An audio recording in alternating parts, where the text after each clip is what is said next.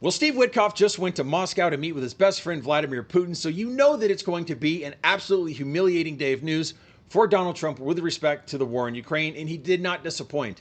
Recall that today was supposed to be the deadline, August 8th, whereby if Russia did not agree to a ceasefire, Trump was going to punish them by issuing secondary sanctions against those countries that buy Russian oil, along with tariffs and other measures. That has been turned into a bait and switch.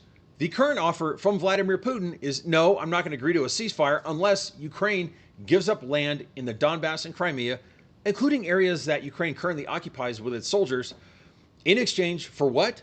Nothing but a Russian promise to engage in a ceasefire. And we know that Russian promises are absolutely worthless because many times after the war in 2014, they violated ceasefires.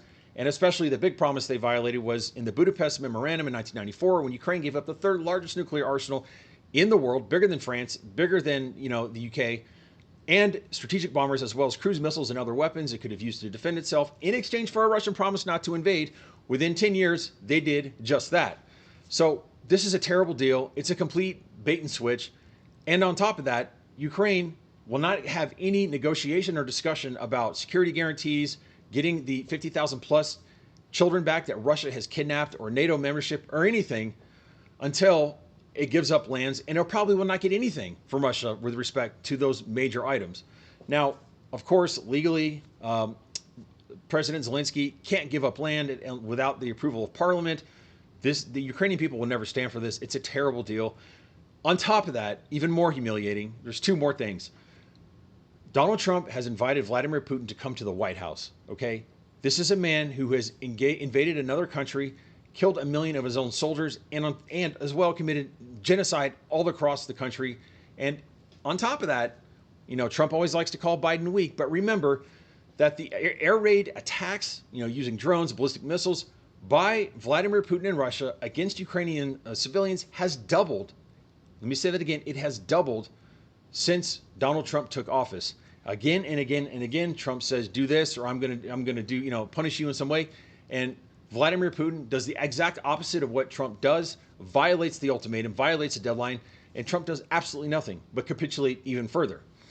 So not only is Putin coming to the White House, I told you there's a second humiliation to this. Vladimir Putin is bringing an Order of Lenin medal to be given to Trump so that he can give it to this employee at the CIA whose son died fighting for Russian forces, okay?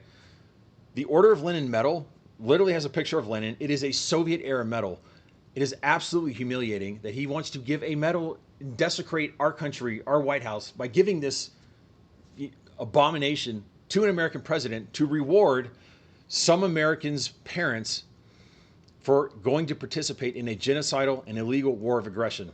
Outrageous. You should take that thing and go throw it in a urinal at some baseball stadium like Wrigley Field so that it can be Americanized fully for the next 50 years, possibly getting strafed by men who are going to watch a baseball game. Whatever is the most American humiliation is exactly what should happen to that stupid medal.